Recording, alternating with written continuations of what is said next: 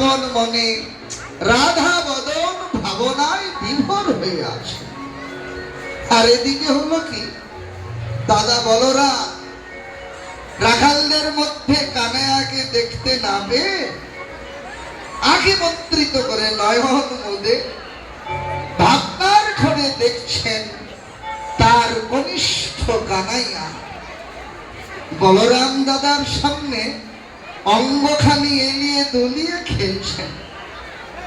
তো এক ভাই ওদিকে রাধাবদন ভাবনায় বিভোর, আর এক ভাই কানাইয়ার খেলা দেখায় মেতে উঠেছে। রাখালদের মধ্যে অন্যতম ছিলেন শ্রীদাম সখা। শ্রীদাম মনে মনে ভাবনা করলেন, কি রে দাদা এখানে কি ভাবনায় মেতে উঠল, কানাইয়াও নিকটে নেই, বেলাও তো অবসান, ধেনুবাসুরি নিয়ে ঘরে ফিরতে হবে না।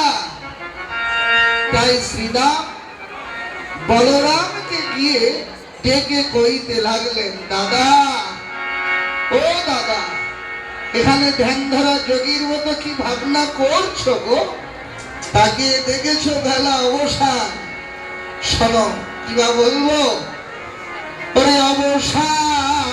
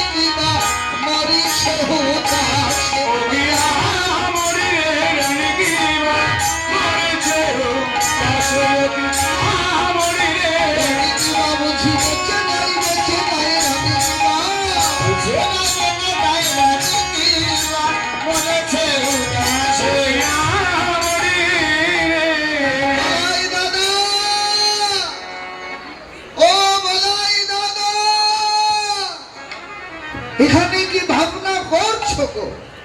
তাকিয়ে দেখেছো বেলা অবসান, ধেনুবাছুরি নিয়ে ঘরে ফিরতে হবে না। হঠাৎ বলরামের ধ্যান ভেঙেছে। দাদা তো এমনি রাগী মানুষ, যেমন ধ্যান ভঙ্গ হয়ে গেছে, রেগে কইতে লাগলেন, কে রে, কে আমাকে এমন করে জাগিয়ে দিলি?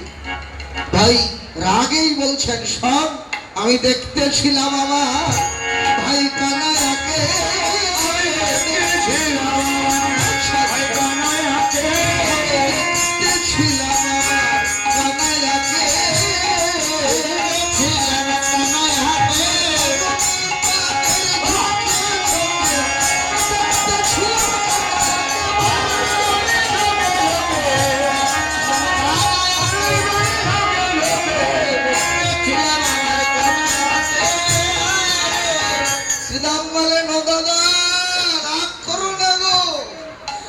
বলেন শ্রীদাম, বলেন হ্যাঁ গো।